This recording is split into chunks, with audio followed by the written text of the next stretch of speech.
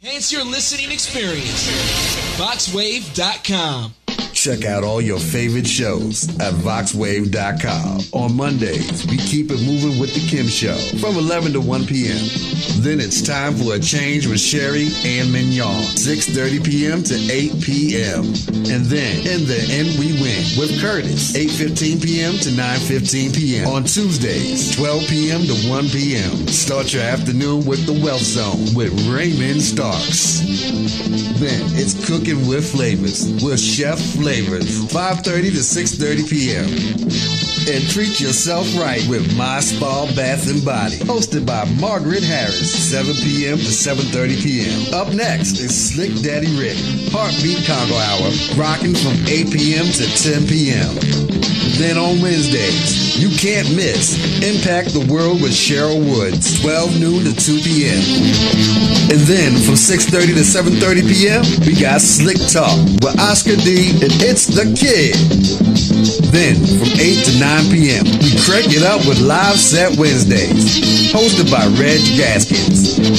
And after that, 9:15 to 10:15 p.m., the BGKH Show with Dominion and Epic. And check out our Thursday lineup, starting with You, Math, and Me, hosted by George Randall, from 10 to 10:30 a.m. Then from 7 to 9 p.m., the 640 Evening Show with DJ 640. And on Fridays, we start out with Peace in the Morning Show with Darius A. Stan, co-host Delicate Daryl Barnes, and Queen of Sudabed, 9 a.m. to 10 a.m. From 10:30 to 11:30, the Hall Street Journal with Robert Hall and co-host Clarence Sanders. And after that, you know we gotta check in with Chanel's 3 Cents, 1:30 p.m. to 2:30 p.m. Up next, from 3 to 4:30 p.m., Daryl Allen Hairston II Crime Victims Foundation Show with your host, Daryl Hairston. Then, from 5 p.m. to 7 p.m. is The Rush Hour with DJ Drew and Janique. And from 9:15 to 11:15 p.m., you can't miss Different Mind Show with Bam 640 and DJ Andre Michael, co-host Hillary Banks. Then start out your Saturday mornings with the Healer Blues Show, hosted by Ron Jackson. After that, 9:30 to 10:30 a.m., the Hour of Power with Reverend Winters Rogers. Then, from 11 a.m. to 12 noon, it's time for prayer, praise, and deliverance with Elder Thurman Gorman Jr. Four Sisters Live Talk, 12:30 to 2:30 p.m. Then every second Saturday, listen to Turning Dreams into Reality Talk Show with Tashika L. Green, 3 p.m. to 4 p.m. After that, from 3 to 4 p.m., we walk in newness 24/7 with Missionary Antoinette. And don't miss, from 4:30 to 6:30 p.m., News, ULM News and Analysis, Information, Sports, Black History, with your host, news anchor Roderick Carter Withers, 4:30 p.m. to 6:30 p.m.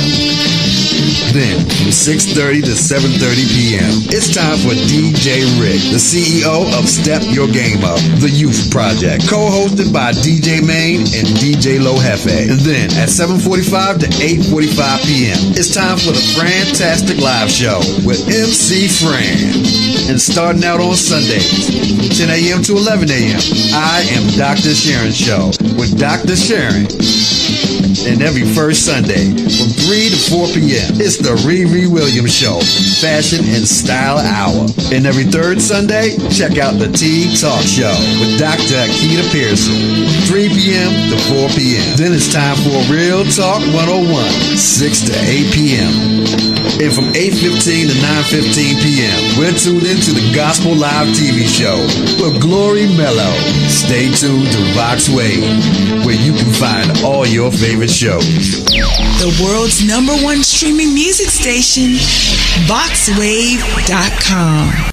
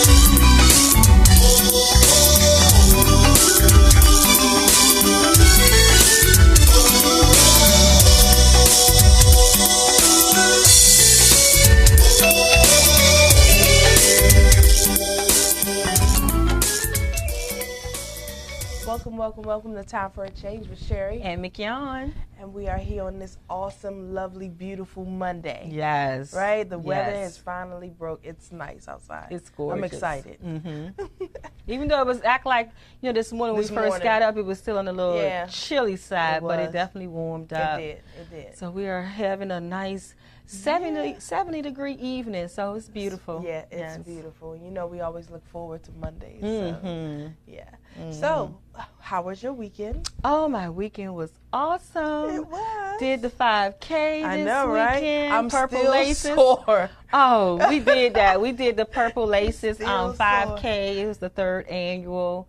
With an Earthly Embrace and my organization, the Lakeisha Brown Foundation. We partner with that awesome organization every year. You know, I partner with them on many things. Yeah. But I love it because, you know, it gives us a time to honor our victims, the ones who have lost their lives. And this year we decided to honor survivors as well, and to be able to share a piece of their story and also their favorite quote or something that helped them get over. So that was good to see. And we had a great turnout and a beautiful day. It was a really nice turnout. Yeah, the first 2 years, the first year it was raining. The second year was very windy. We couldn't keep nothing on our tables. But this past Saturday, it was awesome. It was a beautiful day. We had some nice vendors out. Yes. And vendors were really good. You guys, if you did not get down with us this year, make sure you get down with us next year. Yes. Because it was really, really nice. Yes, and the Bladensburg waterfront is beautiful. It really is. That trail and everything, it's a really beautiful place to go. I kept saying, I'm only doing a mile. I'm only doing a mile. No, she did all 3 miles. We did all 3 miles. We had our girl out there, Tamisha, her and baby Chloe, and James was out there with us. So it was very good. A nice day. Oh, goodness. And then we left there, and we went over and supported our brother, Daryl Harrison the first. Yep, sure it was the anniversary of his son's death. Daryl Harrison the second. Well, they actually would celebrate his birthday, because he just had a birthday recently. He turned 22 years old. And we was out there supporting him. So there's a lot of people out there in the community. We met some very awesome people out there that day. Yeah, made some awesome contacts. A couple artists out there that we're going to definitely bring on the show very soon. But it was just a really nice event. And, you know, like I said when we left there, if you're not involved, there's no reason for you not to be involved in something, and sit back and talk about what are they doing in the community? What is the community doing? Well, if you were involved, you would know what the community is doing, that there are people out here on the grind every day, every weekend, hosting events, everything. Bringing awareness. Bringing awareness. You know, it's just mind-boggling. But, you know, we really had a nice time. We met a lot of nice people. It was really nice. Yeah, I met some other mothers. I was dead tired, but it was really nice. Met some other mothers who had lost their children to gun violence and everything. So, it was awesome. It was awesome to meet those great people. Yeah. And then today, I had an opportunity to be a panelist over at Pilgrim Rest Church for the Baptist ministers. You always get that. Baptist missionary. I'm confused now. Baptist missionary ministers conference. There you go. Where we had President L.K. Floyd. Can we just say the there. BMMC? I would get confused with that, and it's just because it's on my mind. But it was an awesome turnout, and this evening we do have that awesome man of God here to talk about that, the conference, that organization, and the things that he's doing in the community, and also his church, Heart Changers. And so we were just excited. We had a lot of people that turned out. They had Sheriff High was there. Okay, good. Jackie Roan was there. They also had the council member Vincent Gray from Ward 7. Okay. And also Council Member McDuffie from Ward 5. Queen Afee was there on a panel. And we also had, it was a minister, I cannot think of the minister's name, from out of Landover that had the church. Briggs. Sorry, Reverend Briggs. But Reverend Briggs was on the panel as well. And it was awesome. You know, we were able to, address some of the issues with domestic violence, and they were talking about, we wanted to get into a little about the human trafficking, and also just about the food disparity. You know, we have talked about that before with the food the deserts. grocery, yes, the grocery stores and things that we don't have and that we Right. need in our community in Prince George's County and D.C. Yeah. And so That's it a was big good. issue. Yeah, it's a How are very you big going to issue. have a group of people and not feed us? I don't understand. But Well, they're feeding you. It's just what they're feeding they're you. not feeding. They're literally killing us. Yeah. Literally, they're killing us. Yeah. And we don't know that we can speak up about it, and we don't get involved, so we don't know. You know, so we have to get involved on the local level to make sure that some of these things change. Yeah, and it was so good. You know, I was congratulating Reverend Floyd and also Reverend Taylor for even taking a stand to be even, you know, to bring the church, to connect the church and the community. Because, you know, we hear so much of people always saying, well, where's the church? Oh, How yeah. did the church feel about these different Oh, yeah. situations? So it was very good to see them to take a stand on that and to trying to bridge that gap. I wish I could have been there. Yeah, you was there and there with us in spirit. Yes. You know, definitely was Yes. there. We had Melissa came out. So Melissa, Okay. thanks Melissa. And also Stacy was there. And so we got my girl Tanya, she here. She came in. She came through. She came through? Yes. Yes. And we're definitely going to give her an opportunity this evening to talk about. She has an awesome book that's getting ready to be released. Okay. So she's going to share a little bit of information We love books. about that. Yeah, so that was basically the weekend in a nutshell. Yeah, it was a busy one. It really Indeed. was. So, in the news. In the news. So in the news, we have an ex-judge out of Phoenix who actually pled guilty to stabbing his wife. It looks like it was a domestic violence incident at their home last year, and he pleaded guilty to aggravated assault with a deadly weapon. He changed his plea after a while, though. I don't think originally he had done that. But he's scheduled to be sentenced May the 30th, and she survived. Yes, she did. She survived. Yes, she did. She was stabbed multiple times, but she did survive the attack. And, you know, we're just looking forward to him definitely getting his sentencing. But that just goes to show you, when we do these shows, I want people to understand it's not to bring you bad news over and over again. It's to let you know that it hits every walk of life. Absolutely. Here this guy was a judge, right? And you would think, oh, no, like, it doesn't matter who you are. It doesn't matter what your occupation is. It doesn't matter. It can affect you too.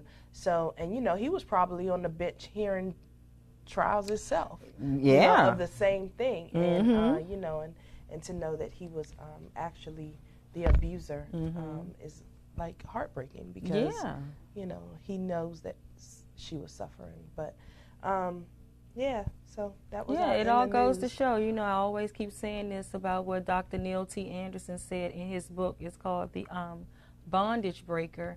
And he basically talked about that we all are just one person away from being a murderer, because if we don't get in tune to our emotions and try to be able to control that anger and that rage, that it can happen to any of us on any given day. So we have to understand that and realize that and try to just handle these situations better. You know, a lot of times when it comes to conflict resolution, a lot of people don't know the tools that they need to be able to move past all what's going on. So that's why we have this platform and this forum to be able to help people. And I tell youth all the time that you have to understand the importance of your response. It's not always that your parents are upset that you responded. It's what you said. It's how you said it. It's because I didn't mind that they responded sometime because they're human, but it was how you delivered it. What did you say in your delivery? That's what would get under my nerves. And I tell them all the time, I'm like, listen, it takes 60 seconds to mess your life up. It takes the first 30 seconds that you thought about it, and it takes the last 30 seconds that you acted on it. And those last 30 seconds that you acted on it, you ended up getting emotionally hijacked in it.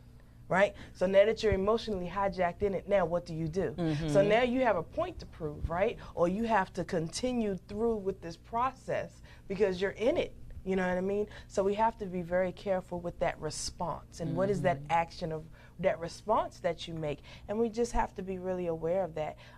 Like you said, with conflict resolution, we have to be aware of our triggers. What are those triggers for you that make you snap? What is that? You know what I mean? Just not only from a victim, but an abuser. What is it that makes you snap?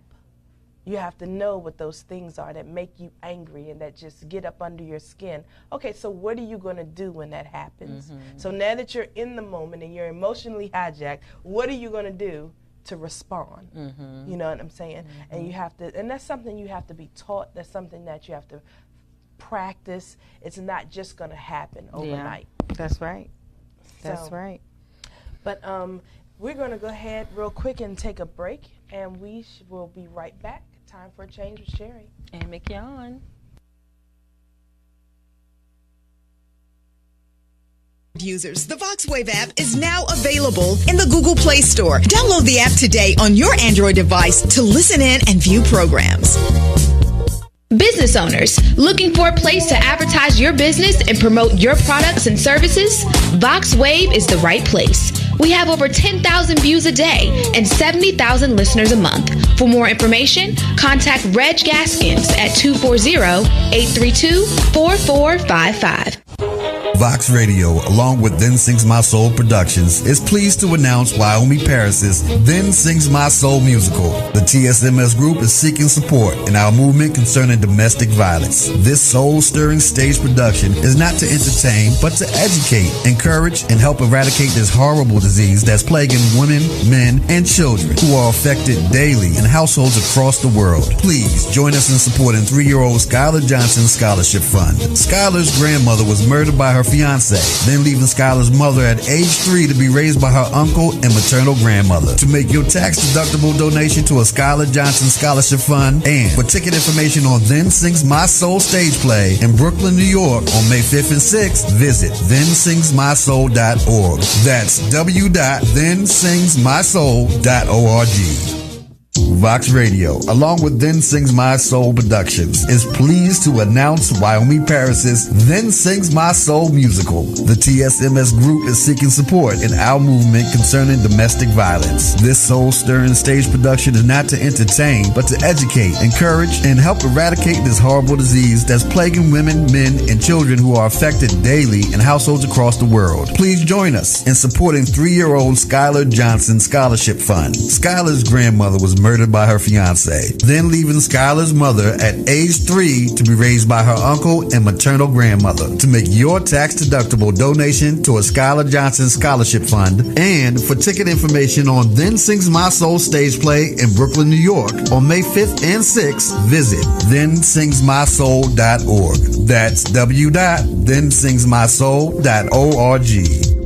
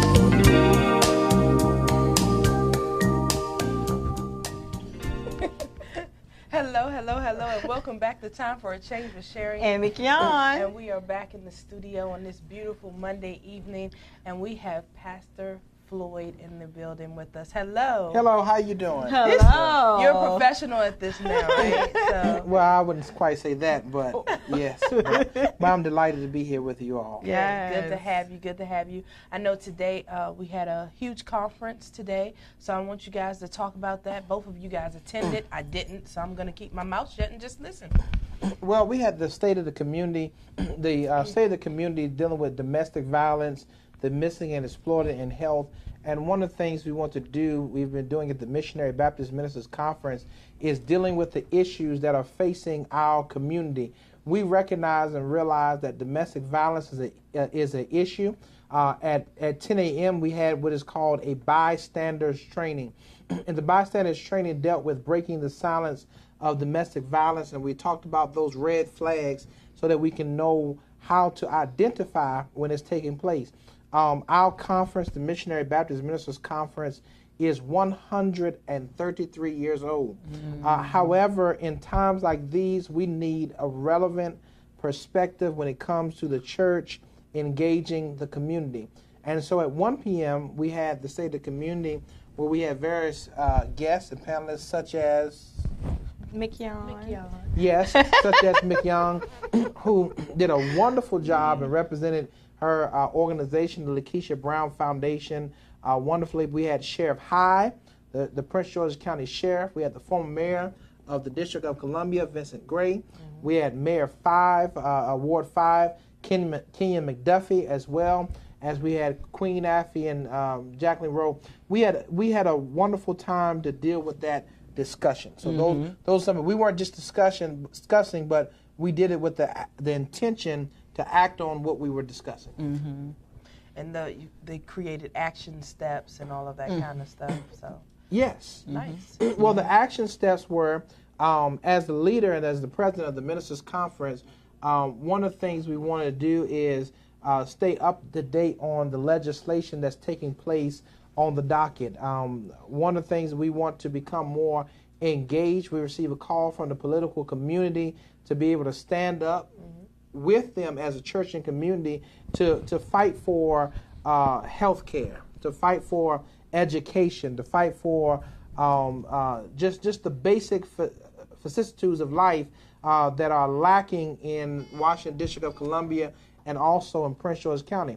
Second course of action, we asked everyone to register to vote. Yeah. The election on June 19th in Washington District of Columbia is a very important election. We had a young lady who joined us today at our conference who was running for Congress, And if you are running for certain offices and we can see your vision, then we allow them to come and to share with us their platform. And then one of the third actions is that we're going to rally together behind some of those issues to see things happen. Awesome. So Mick, what did you feel about today? I mean, what was your vibe out of what happened today? I felt really good about today. It just seems like I didn't answer this question so much today, but it was really good. It was really good for the church and the community to come together and for them to put together a platform where we can come and talk about those issues that's usually swept under the rug with the church, and that the church is willing to listen and to be that place where they can be that resource to their parishioners that come. So it was awesome just to see them come together and for LK to put this on. As I was telling LK before about the whole domestic violence issue in church, it wasn't a place where you can go and talk about it. A lot of times the church is just that when you're going through those type of issues, the only response that they usually will give you is just to pray. And there's nothing wrong with praying. We love prayer. But then we have to show people that after you pray, you get up off your knees, and there has to be an action behind that. So with the church coming and we're giving them those resources so they can know how that action can move forward. Right. So there'll be a partnership between the organizations and the churches that were in attendance? Yes. What we're trying to do is galvanize the church and the community. There were organizations such as Progressive Life Center, the Lakeisha Brown Foundation, Domestic Violence Wears Many Tags. There were other organizations that were there that shared in the same sentiments that we were sharing in as relates to domestic violence and health. And what we wanted to do is partner together, which we did with Progressive Life Center, who did the training, to be able to make sure that we have a meaningful relationship. We want the church to leave the four walls of the church, the building, and go out to the community. We are moving the church community to becoming a church without walls. And not only that, but we are holding our elected officials accountable, and we are working with organizations, because we don't need just policy, but we need practicality. And I think that we often look at the politicians as our saviors, but they're not. They are good people. We thank God for all the politicians that was on the panel today. God bless you. But we as the church have to engage with the community to make the difference. And not only that, but we need to lobby for, it's not just talking, but doing. And so we're partnering together. Well, that's really big, because that is definitely an issue that I've seen in our community with the churches, is that some people are not going beyond those walls, and we've got to get beyond the walls. It's bigger than inside the walls of the church. So if we're going to save one, we got to get outside the walls, and each one teach one, right? Each one reach one, yeah. Each one reach one, teach one, Yes. all that.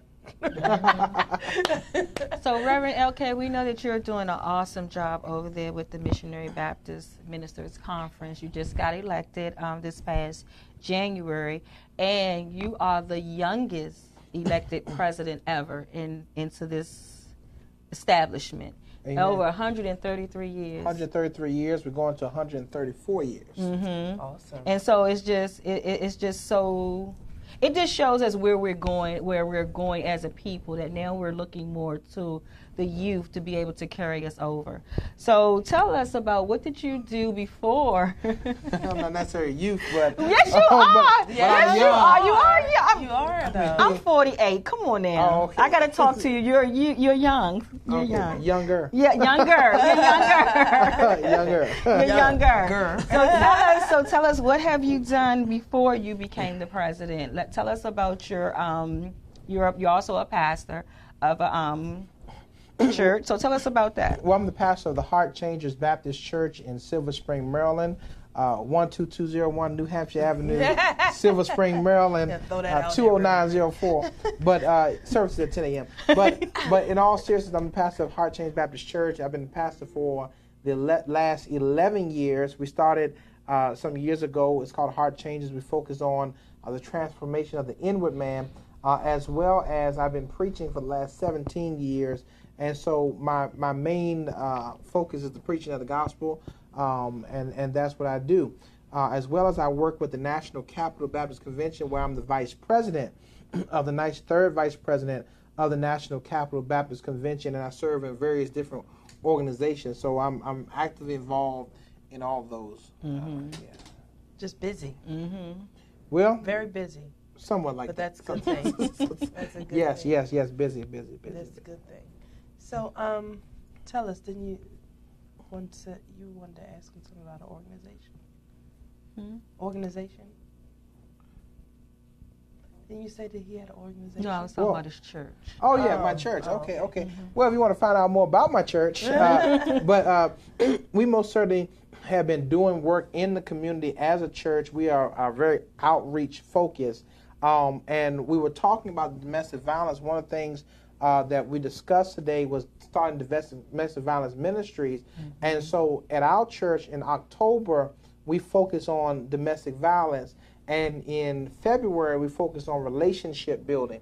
And so as a pastor, I'm not satisfied with us just sitting around having discussion, but we have to model what we're preaching about. And one of the things is understanding that the church is a vehicle for change. The church is a vehicle. It's a time for change. So the church is a vehicle that cause change to happen. And so that's one of the things that we are looking at in our church, in our ministry at Heart Changers. Well, that is awesome. So we're gonna go ahead and take a quick break, and we'll be back. We're here at Time for a Change with Sherry And McYarn. Thank you for joining us.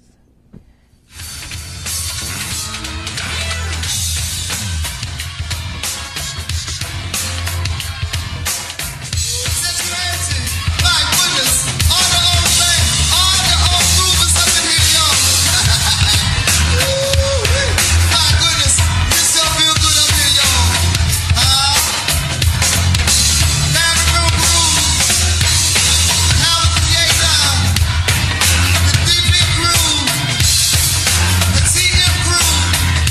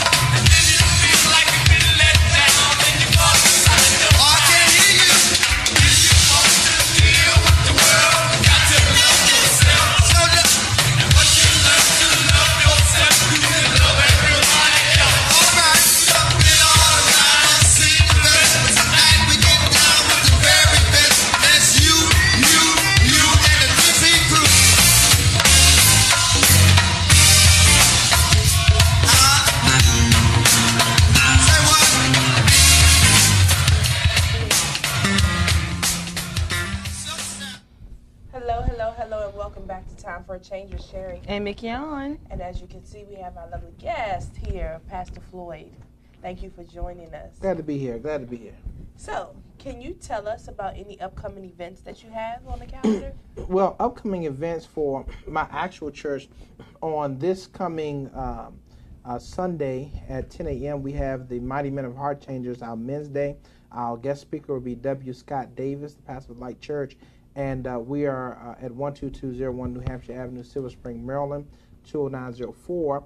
We're looking forward to a great time as men come together in solidarity. I do believe in strong leadership. We want to develop the leadership within our men in our congregation, as well as on the second Monday in May, we have the Mother's Day brunch, where it's free, open to the public, where we're going to have a time of fellowship with women as we celebrate our mothers.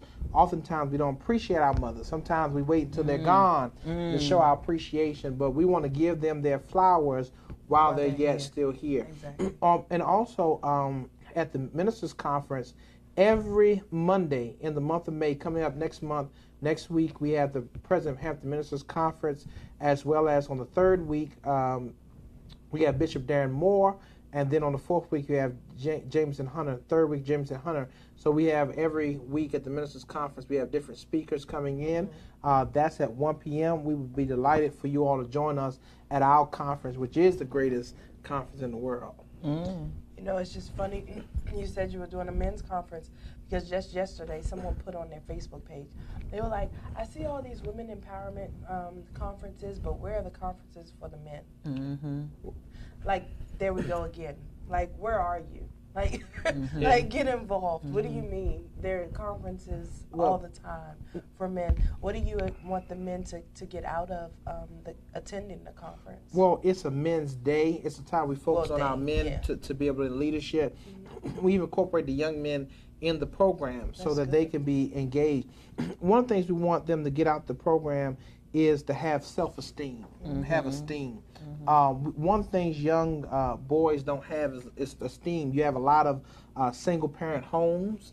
You have a lot of homes where broken homes. Now the classification of broken, maybe any home that's not a male and a female together is considered as a broken home. I used to hate the term broken home because my mother used to always say, I'm your mama and your father. But the reality is that we do need the presence of male leadership in the home, or if it's not in the home, at least around them. My father was absent for a lot of my life to my teenage years, and I had my uncles who were my presence, my paternal presence. And so it's important to have good godly role models, good godly leadership. And oftentimes we want leadership once it's too far gone. Right. We wait till the child's out in the street or out in the world, and then we say we want to do something with my child. But the Bible says, train up a child in the way they should go, and when they grow old, they will not depart. Didn't say you're not going to make any mistakes. Didn't say you wouldn't venture off. But when you look at the idea, even if I go off the path, I know how to get back home. And so when I train you up in the way you should go, then I know that you're going in the right direction. So we want to instill in our young men healthy esteem, and also our men the responsibility of being leaders. Yeah, that's big. Leaders, being leaders, and we have to understand that no one ever became a leader being a follower, and that's what telling these young people nowadays, they following everybody, right? Literally following everybody. So we definitely have to teach them to be leaders and what a leader looks like. Yeah, and I think even with leadership, to be a great leader, you do have to follow someone. But I got what what I'm saying. But the caveat to that is following the right people. Right. And I think what it is that people are leading, but they're leading in the wrong thing. Right. They're following in the wrong direction. Right. And so it's incumbent upon us to share with persons who are going the wrong direction, the right direction, so they can understand leadership is important. Everything rises. John Maxwell said everything rises and falls on leadership. And so we do need to institute leadership and place emphasis on that. Awesome.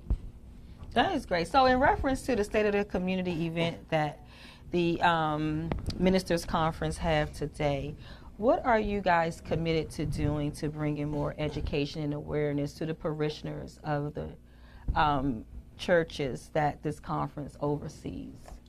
Well, one of the things we talked about was domestic violence. I don't know how to stress this anymore, but the bystanders training we did at 10 a.m., we encouraged the congregations to start domestic violence ministries within their churches. It's not just enough to talk about it when it's happening, but also to be proactively engaged. One of the things I'm doing at Heart Changers is our women's ministry. We're going to have a component, someone there in our women's ministry who focus on domestic violence so that we can have that education on it. So we're encouraging the churches to have education on domestic violence because it's not just something that affects men, not just something that affects women. It affects men, it affects women, it affects children, it affects elderly, it affects everyone. And so domestic violence affects our entire community because if you really look at domestic violence, it teaches men how to what they see teaches men how to relate to other women. As a child, when you see somebody hitting on your mother, it shows you how to relate to another woman. When you see someone abuse, it becomes a systematic and a systematic issue where it becomes something that you see and many times people repeat. And so what we're doing is bringing that awareness to education in churches. It's time out for the churches to talk. We've done enough talking. I'm tired of talking. I need some water because I've talked so much. And so the church now need to move from talking to now walking. We need to move from talking to action. Our legacy as a church, Dr. King, they march. Alden Clayton Powell Jr., they march. All those great men of distinction, they march. But now we have become comfortable because if it's not dealing with racism, if it's not dealing with black and white, but what about the community? Many of us are hurting each other. And before we can really be whole as a community, the wholeness we have or that we need is should start from the inside out. My church is called Heart Changers. Ezekiel 36:26. A new heart also will I give you. A new spirit will I put within you, and I'll take away the stony heart out of your flesh and give you a heart of flesh. There's some things that only God can do from inside out. And what the world needs, we need a change from the inside out. So it's time to change, and you done met Heart Changers, so we change from the inside out. And that's my tagline with my organization is basically healing lives from the inside, because that is a big piece of it. That's what's going to take us to that next place, is that true healing. We have done too much masking and pretending, and then a lot of times we hid behind the church. So it's time to come from beyond the veil. And let's deal with the issues that's plaguing us, because like you said, domestic violence, it is something that's learned. It is learned behavior, and it has been passed down from generation to generation. And it's time for a change and time to do something about it. And the church have to be at the table with this. And you're right, it's learned and it's burnt. Because some people learn it and some people burn by it. And so because you learn it by what you see as a child, but some folks have been burnt, and therefore hurt people. That's right. And so some people are acting out of their hurt. That's right. And because they are hurt, then they reciprocate what has happened to them. And so when you look at it, energy is neither created nor destroyed. It's one of the laws. The laws of energy. It's just transferred. Energy is neither created nor destroyed, but it's transferred from one party to another. Chemical energy can transfer to kinetic, and kinetic to chemical, but it's still the same energy. And when you look at the idea of hurt and violence, if I'm with you and I'm hurt, my hurt can transfer to you by how I treat you. And so we have to learn how to treat each other. And like you said, it's very important for us to really deal with those issues that are affecting us. And especially, it's time for the church to talk about the things that affects the community. Like the other reverend that was on the panel today. Give me his name again. Briggs. There you go. Pastor Briggs. You know, he also talked about the whole sexual piece. But in the church, where people don't want to talk about the whole sexual thing, but we're sexual beings. And that's why people are doing so much things in the dark and so much hiding and sneaking, because we won't talk about it on the forefront. So it's time for us to talk about these issues that's plaguing us, so we can really and truly be a true deliverance. You know what I'm saying? A true deliverance that God wants to give each and every one of us. Well, not just the church, the community as well. Together have to talk about issues. There are people who come to church who have been abused, misused, and refused, oppressed, depressed, compressed, rejected, neglected, unaccepted, up, down, almost level to the ground. There are people who have been gone through sexual abuse, and yet because sometimes it could be shame, sometimes it could be you think that other people have not gone through what you've gone through, but the reality is that some folk who are dressed up, they have their makeup on, their high heels on, there's some brothers who have their suits on, and they're coming with their nice gator shoes on, and they're coming and they're serving the community, but yet they're hurting on the inside. There are a lot of people who are living life and yet they're hurting. There may be somebody listen here, you just hurting. You've been living life and hurting because of the fact that you feel like no one can identify with what you're going through. It's hard for a man to say, okay, I've been abused. It's hard for a woman to say, well, this happened by a family member, by somebody who is of trust, because first of all, you don't think that someone will believe you. And the second thing is you don't believe that you know, sometimes the victimization, sometimes people make you feel like you doing something wrong by telling. Well, the reality, the Bible says who the Son sets free is free indeed. And so one of the things that we ought to understand that freeness from those issues and abuse, it is not just something that you can do by handing out a pamphlet. Totally. Yeah.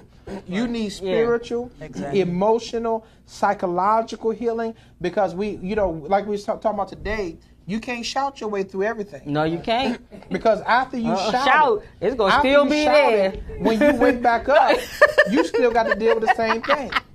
Amen. And so we have to deal with these issues as a community and as a church. This stuff is real. And we have to cry loud, spare not. We have to be vocal about it. So.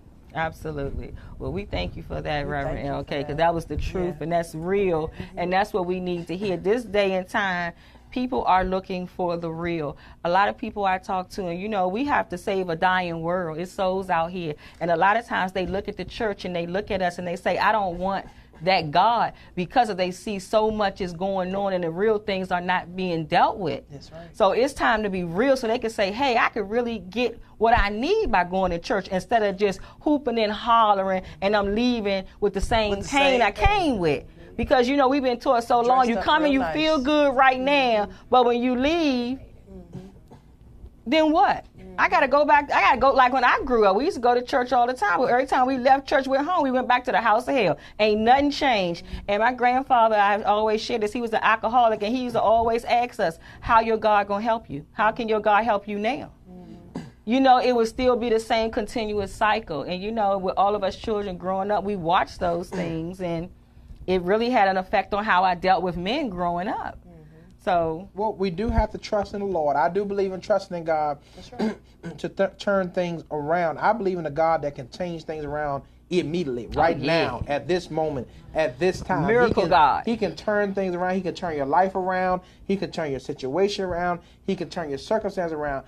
And at the same time, faith without works, as James said, is dead. One of the things is we can't keep bandaging our problems. We need to do surgery on our problems. We can't keep bandaging a problem that requires medication. You can't keep taking medication for something that requires a lifestyle adjustment. It's just like eating, right? You have something that, you know, you have high blood pressure. The doctor say, well, don't eat these ribs, and don't eat this high salt, all this bacon and stuff, and you go and you get the biggest BLT, you get the big, you went down to South Carolina, went to Piggly Wiggly, and you just went overboard with it, and you got everything, and then when your blood pressure up, and then when you have a heart attack, you say, oh, well, it's the, you know, well, why am I doing? Well, sometimes we bandage our issues when we should deal with our issues, and some of the things that we're dealing with is within our own control. You know, we have power over the enemy. We have power over the tricks, and you know, some of the things we allow because we continue in the same place. You have to make a decision that, hey, you know, I'm just not going to do it. Absolutely. That is definitely true. God real still talk. gives us free will of what we need to do and how we need to come out of things. So, yeah. And no matter what process you're in or what you're going through, we never said it would be easy, but we definitely said that it will be worth it. So you have to realize, make that decision on what you want to do, right? To make sure that it's worth it. Yeah. So, oh wow. So let's take another quick break, and when we come back, are we bringing Reverend Taylor on? Yes. Yeah. Okay. All right. So when we come back, we'll have Reverend Taylor on as well. Thank you for tuning in. You're watching Time for a Change with Sherry and McKeon. You know I am, but it's got to be funky desire. Get on up. Let's dance. Let's dance to the summer beat. Let's dance. Let's dance to the summer beat. Let's dance. Let's dance. Let's dance. Let's dance. Let's dance to the summer beat. Let's dance. Let's dance to the summer beat. Let's dance. Just get up, body, go see. Let's dance. Here we go.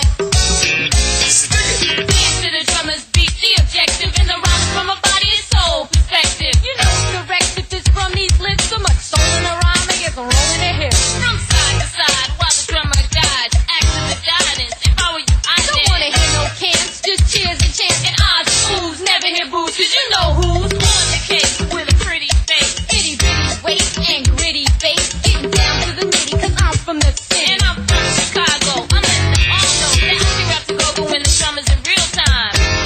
In a heartbeat, we'll rhyme together or separate, just as long as the beat is kept with body and soul. Let's dance to the drummer's beat. Do it, y'all. Let's dance. Get up and let's dance to the drummer's beat. We wanna see you. Let's dance. Let's dance to the drummer's beat. Let's dance. Let's dance. Let's dance. You heard the band, so get with it. And if you're not, there's a door. Hit it. This groove was made for dance. The trouble comes in the beat. It's up to us to enhance with some sheer poetry, body and soul style. Meanwhile, the groove is getting wild. We came here tonight to get loose. Got the red, the black, and the green. We got juice. The thrifty business with the feminine touch, but don't play us soft. If you do, you get crushed. The beat will take over your body and soul, and then body and soul will be in control. When it's over, you crave for more. So rewind your tape and you get 4 more minutes to dance to the drummer's beat. While the beat of the drums keep you moving your feet. Let's dance.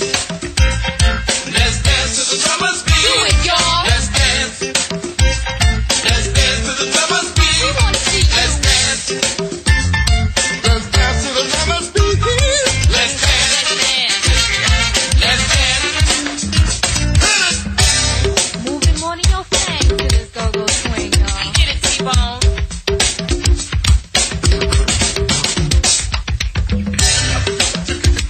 Right here. What's your beat now? Let's dance. Let's dance to the drummer's beat. Let's dance. Let's dance to the drummer's beat. Let's dance. Just get up, bust your seat. Come on, let's dance. Let's dance. Come on, a little body for your soul. To add to the rest of TNT soul, to keep your body in step. A combination of hip-hop, pumping and non-stop. Giving the crowd a notion, from motion to they drop. Anatomy moves to the bass that pounds, and the sound of the percussion is throwing down. And I found that no song is complete without the ample example of the funkiest beat. Bass drum, snare drum, you know you want some rhythm that will move and groove you is the outcome. Get up, don't sit, it's not over yet. Have a musical bit, I wanna see you sweat. Hit the cards with a bullet, and we just begun. You think you're dancing? Welcome back to Time for a Change with Sherry And McKeon. And we are back in the studio live here at the Vox Wave Network, where you can find us every Monday from 6:30 to 8 p.m. And if you have any questions, you can dial in at 240-719-2560. Again, that's 240-719-2560. If you have any questions for any of us or the pastors that are here today, make sure you give us a call. So, we have, okay, So we have Minister Leslie Taylor that's joined us from Agape Covenant Baptist Church in Washington, D.C. Thank you for joining us. Well, it's a pleasure being here with the two of you. Thank you. Yes. Thank you. He is also the Assistant Secretary of the Missionary Baptist Ministers Conference with Pastor Floyd, right? Yeah, that's correct. It's a pleasure being here. We had a wonderful time today with Mick Young. And I must tell you, you did a magnificent job today. Thank you. Thank you. Your experience, as well as what you're doing to conquer and also defeat domestic violence in our community, is unwavering. And we so appreciated the work that you're doing in our community. So thank you. Thank you. I appreciate it. I thank you guys for having me there. It was awesome. Like we said earlier, it was a great platform. And I'm just glad to see this happening. I really am, with the church and the community coming together. And it's because of great men like you guys who see the need and willing to stand up and say, we're going to deal with this. Absolutely. You know? Enough is enough. And actually, the state of the community came from the vision of our illustrious president. Yes, sir. Reverend L.K. Floyd. Absolutely. And I must say this here. He's a young man who is doing some great works for not only for the kingdom of God, but the community of God's people. And I must say, I enjoy working with him as a special assistant. I tell you that he's a young man with an old soul. Well, let me say something about Reverend Taylor. Pastor Taylor has been one of the strongest assets during this administration.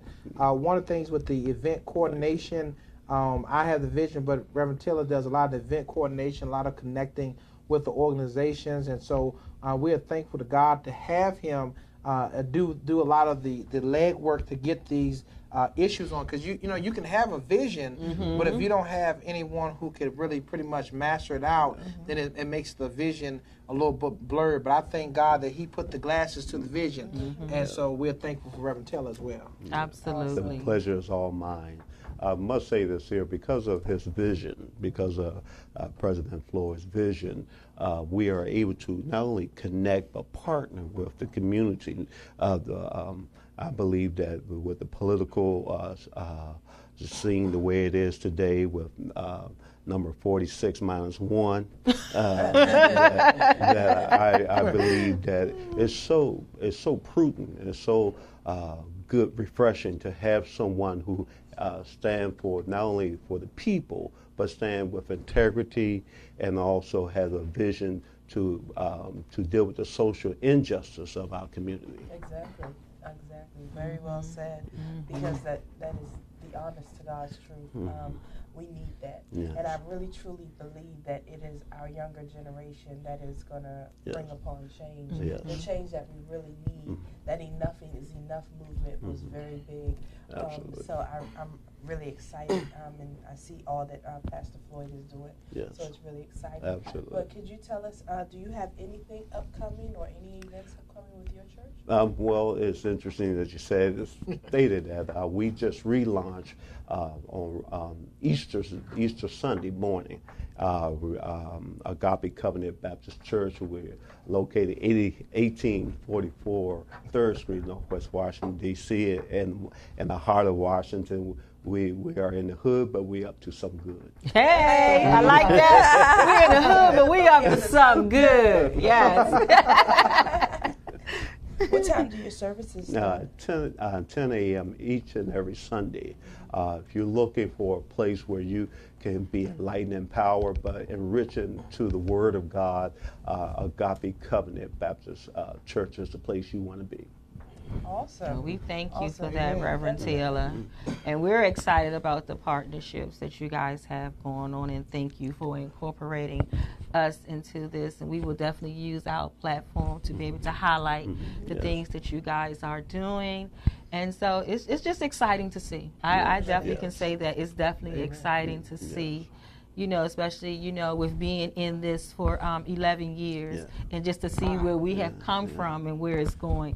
it's just amazing to see. Yeah, Mac Young, I was sharing with you that you have allowed your suffering to turn into your service, have taken your pain, but most of all, you have turned it inside out, and you allow your experience to help someone make a difference in their life. So we appreciate what God is doing in your life and how He's using you in a mighty way, taking your misery and turning it into a ministry. Amen. So God bless you. Amen. Thank you. That's a good word. Thank you. I definitely appreciate that. Yeah, God would definitely do that for you. I know a lot of people were telling me, they say you have two birth dates, and they said the date that you were born and also the date that your purpose is born. Know your purpose. And so with me knowing what my purpose is and just following that, and at first I went kicking and screaming, but God won. He wouldn't let me get away from it, and so it was really something in my heart that I wanted to do, because I really feel that I'm very compassionate about mothers and daughters, and I never would want another mother to experience what I have experienced. And so if I have a platform where I could talk to one or two, then I'm going to do my part to do that. So thank you. Well, so I think we're going to take another quick break, and when we come back, we're going to have another guest on. But I definitely want to say kudos to the pastors that are sitting here today, and all of the pastors and the ministers and reverends that are a part of the Missionary Baptist Ministers Conference. Oh, you got it. You got it. It is just an awesome thing to see positive black men in our community. When you ask what is happening in our community, get involved. When you want to know how you can do anything to change what's going on in the community, get involved. Get involved with your church, get involved with your civic associations, get involved with your nonprofits, your grassroots nonprofits, not the big ones.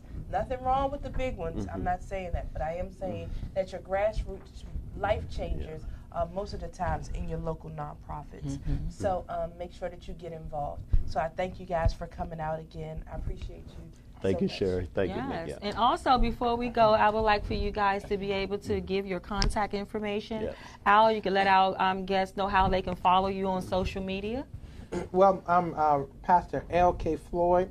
You can go to Facebook and go to Heart Changers Baptist Church, as well as my personal contact information is on Facebook, L.K.Floyd, which is L.K. Floyd. If you look up L.K. Floyd, you will see me there, as well as on Instagram, L.K.Floyd,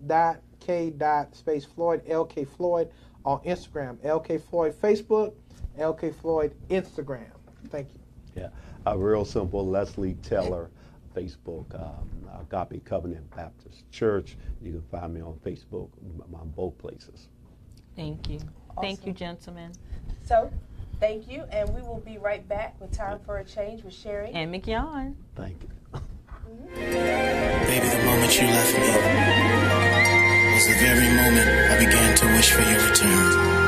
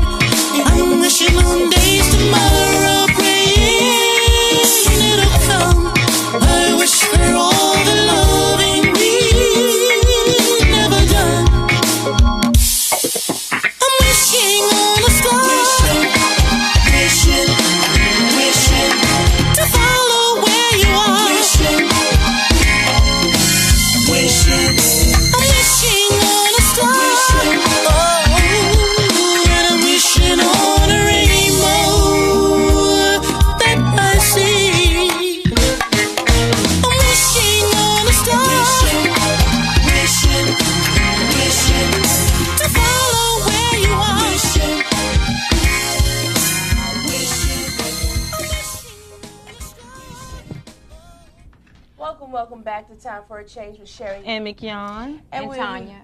I'm sorry. It's all right. We're live. I wasn't paying attention. Sorry, guys. We're live. So we just want to say thank you. We are back. We are back in the studio right now with the beautiful Tanya Graham, prophetess Tanya Graham. And she is here to talk with us about her upcoming book, Broken Pieces. Yay! We are so excited about this book. I mean, oh my goodness. I happened to be there at the conception. But this is my girl here, so we definitely want you just to share with our audience. Tell them a little bit of who you are, what you do, and share some things, not everything, but a little bit things about your book. And so just prepare them so when you're ready to release that book, we can get some of these people to buy this book, because we know this book is going to bless your life. Yes. And you know, a lot of times we feel as though that everything is not for us, but I'm telling you, you would want to pick this book up just to be able to give it to someone else that you know that may need it. So we thank you so much for being here, sis. Amen. Thank you. Thank you guys so much for having me. You're welcome. You're welcome. My name is Tanya Graham. A lot of in the spiritual world, they may call me Prophetess Tanya, or some even started calling me Apostle. I'm like, oh goodness. but a little bit about me. I'm a lady that went through a lot. Mm-hmm. I went through a lot, and I didn't know who I was. Mm-hmm. I was just like walking dead, a dead person walking. Mm-hmm. So I'm a true believer that you can be alive but dead, because I was. Mm-hmm. And so I, through my time and my triumph and my troubles, I came into my purpose. Yeah. I came into my purpose, and that gave me a reason to live. Mm-hmm. And so through my purpose, I birthed Empower and Encourage Incorporated, which is a nonprofit organization, and we do a lot under that umbrella. We do mentoring. I do mentoring in the spiritual world, midwifing and helping people birth through their conferences and finding people like myself. It seems like God is sending me to people like myself. Mm-hmm. And I'm actually showing them that they have a call, and them coming into grips with who they are. And so that's a lot. I'm an inspirational and motivational speaker. And through my inspirational piece that God added on there later, that came on later down the road as I had a coach, and she could see it, but she never told me, but I guess she didn't want to scare me. So we birthed Empower and Encourage Ministries. And so we've been doing a lot. We feed the homeless. I deal a lot with the homeless because I used to be homeless with my 4 children. So we do a lot in the homeless community. I minister a lot in the shelters around, and just doing a lot. God is now birthing a book.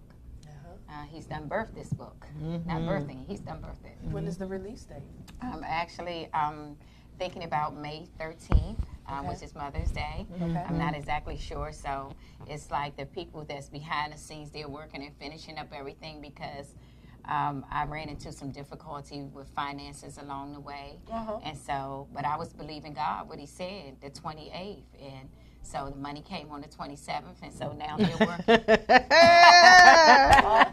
and when I tell y'all, that ain't nothing for her. I mean, she got plenty of stories like that, where she put it down like, God, okay, come on through, and he has came through. Oh my goodness. It's amazing. It's awesome. So tell me more about the book and where it comes from. I mean, I see where it comes from, but what it'll be about. I'm excited about the book, and what gave me hope about doing the book is because I wasn't doing the book for myself. Okay. I was doing the book for others like myself. That's right. And I had to have something to hold on to make me, because it was very hard for me, because I had to go back into the past. So I had to go back to deal with when I was first born, and I was living with my great-grandmother, and you know, that time for me leaving her, not moving with my parents until 12 years old. And there was a very, very emotional time. I had to go back into me being molested by my uncle. I had to face a lot of things that I didn't want to face back there. So I said, God, you know, you got to give me something to go back here. What is it? And he gave me a word. Your book is not for you. Your book is for somebody like you that has a ministry inside of them, and they need to understand why are they self-medicating themselves with drugs. Because I'm gonna talk a little bit about my drug addiction. Talking about my drug addiction in there. I'm being very authentic in this book. You know, I'm talking about my drug addiction. I'm talking about how it felt to be set apart from the rest of the kids that my parents had in the house because I came in later, and how I felt different. I'm talking about that. I am talking about when I was homeless with my children, and I'm talking about me turning to the life of a kingpin drug dealer and the lifestyle. And I talk about that a lot in that book is because I want to encourage a lot of youth girls and young girls and mothers. If you have young girls that's out there, that's dating guys, that's out there in a fast life and it's in a fast life, this is definitely the book for them. This is definitely a book. You want to get this book for your child. And it's talking about how I depended on, you know, him to think that the things that he was giving me, the materialistic things, the cars, the clothes, the pocketbooks, all of those things, thinking that this is the way. This is it. I didn't know no way. He loves me because he's buying me things. But eventually it turned into control when I wanted to do something for myself, which led to domestic violence. And so, yeah, it was very hard for me. And then I'm telling folks about that and how I overcame that. Amen. You know, and in my overcoming it was so hard for me with 4 kids that I turned to promiscuity. So I'm talking a little bit about my promiscuity and the things that I experienced doing that, and then telling them how all of that incorporated to the ministry. So I don't regret anything that I went through because I had to go through for this time. For such a time as this. Yes. That's right. Well, we thank you for that, Tanya, because like I was just telling Reverend Floyd and Reverend Taylor, is that we need this transparency now. For the generation that we're dealing with now, we need transparency. They can see through all the fake and phoniness, and they're watching. Yes. And they know what's not real. Right, exactly. And they know when people just, when we're doing this work, when it's just a paycheck for you. Yes. They can recognize that. So I thank you and I applaud you for being so transparent with this book, because you do realize that it's not about you. That you went through all of that for someone else. And you're going to save lives. It's going to be lives saved through your testimony and through your message. And so I truly love you for that and appreciate that, because it's not easy. No, it's not. It's not easy, and it's not to be taken lightly, because a lot of people could never do what you do. A lot of people would never stand in front of people and talk about all of their shortcomings just for the sake of someone else. That's right. So I love you for that, and I thank you for that. Yes. And you know, that's something you hit is transparency. And that's a part of the piece in the book that I said what my life coaching, because I'm a life coach as well, is coming in, but coming in with who you are and transparency and turning that triumph into victory, you know, and being very authentic. Like when I created my Facebook page, I never was on social media. And God spoke to me, and my daughter did it. And God said, your page is going to be different. And I was like, okay, wow. Your page is going to be authentic. Folks are going to follow you that's going to see the hand of God on your life. You're going to talk about your shortcomings. You're going to talk about your falls. You're going to talk about the roller coaster ride.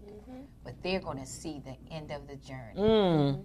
And he said, the reason why I want you to do this is because a lot of folks get up there and they show the glamorous life, like the glitz, the lobster tails, and the vacations in Aruba and the beautiful blue water.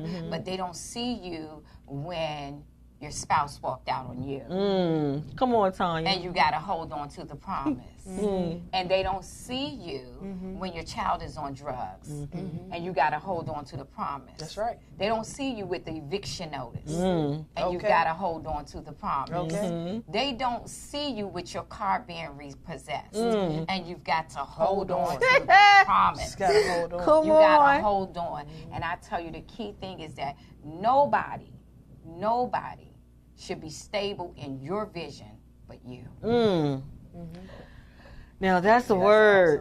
Awesome. Yeah. That's a word right there. Yeah. And that is so true because I know so many people in the work that we do, and myself included, is that, you know, where we do have to worry about as far as when it comes to, we out here and we're running place to place and we're on these stages and these platforms, but people don't even know that, you know, it may have took my last few dollars in gas to get here, or that my refrigerator may not have food in it, but I'm out here doing this work. And so I'm telling you, it takes a strong person to put their all into this and only have to rely on God as their source. That's it. Because at the end, God is going to get the glory. And I tell you, I am living through that now. These last 3 years when I walked away from my 9 to 5 and to be able to commit myself to this work wholeheartedly, I didn't even realize what all I would have to give up. I knew certain things, like I had to move from out of Silver Spring, that was a given. And my car was already paid for, so that was cool, and I had somewhere to stay. But just all the other things, and didn't have to just rely on God to get you through. And there's people that probably see me and be like, well, she look like she got it all together. And they just don't even know. You know what I'm saying? They just don't even know. But I'm holding on to the promises of God, that God said that everything that you lost for me, I will give it back to you double. So I'm waiting on my double portion of this, and just to show God that he can trust me with what he asked me to do. Amen. And that's the great thing about purpose, because we all have a purpose. And when we walk in that purpose, it shines through, right? So no matter what I'm going through, yes, I have bad days.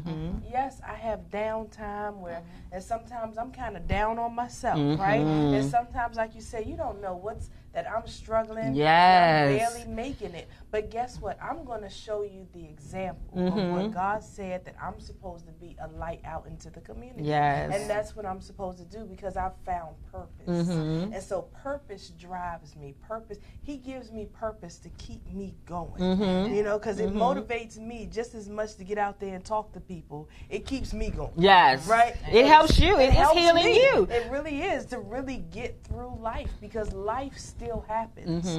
To the motivator, to the encourager, to the minister, to the pastor, life still happens. But what are we supposed to do when life still happens? We're supposed to just, come on, we in this, we're going to trust God, we're going to trust the process, and we're going to keep on moving, because we have souls to change. We have souls to reach, right? That's right. We got to keep this process going. That's right. And that's the bottom line. That's the bottom line. That's the bottom line, because how we always say is that God has people that's assigned to us.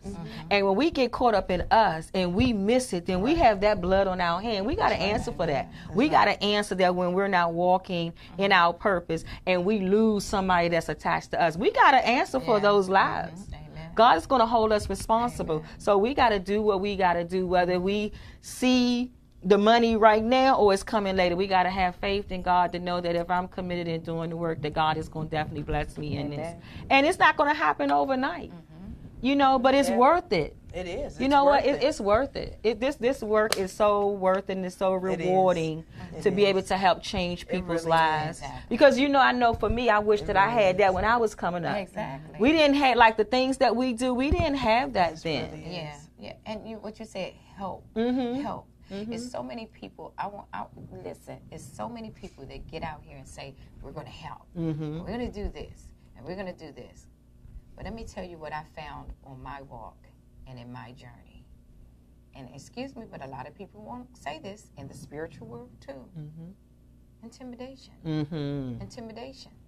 Jealousy. Oh yeah. It's all in there. Oh yeah. You know, and so that's why God said, "Look to me." Look to me and trust no man. No man. But No me. man but No me. man but me. Wow, ladies, this has been an awesome show. Can you tell us real quick how people can get in touch with you? You can get in touch with me by following me on Facebook, Tanya Graham, Tanya, Graham, Graham. You can follow me on Empower and Encourage Ministries as well, and also you can follow me on Empower and Encourage Incorporated. And also tell them where the book launch will be. Oh, yes.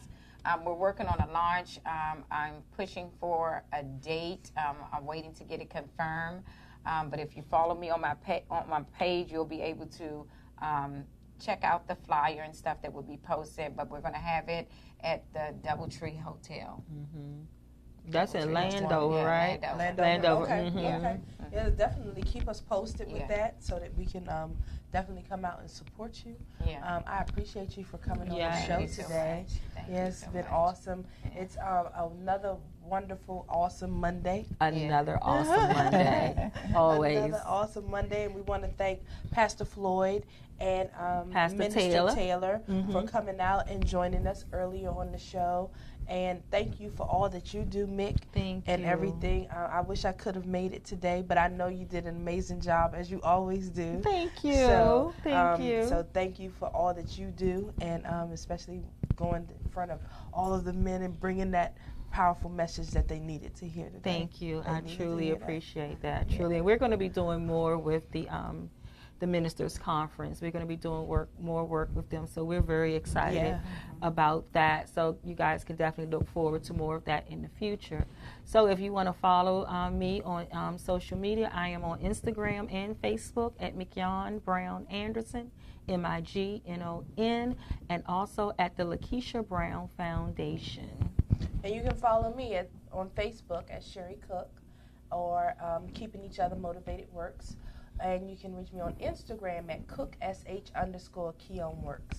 Yes, and so next week we will have Kendra Fowler in the studio and also Antonio Smith, and we will be talking about abstinence from a godly perspective. So we have a powerful young woman of God and a young man of God. Yes, they're young and they're living for God, and we're going to talk. We're definitely going to have that conversation and talk about that. So definitely tune in next week. 6:30 p.m. I'm really excited about that. At www.voxwav.com. So we'll see you next week. Peace out. Peace out.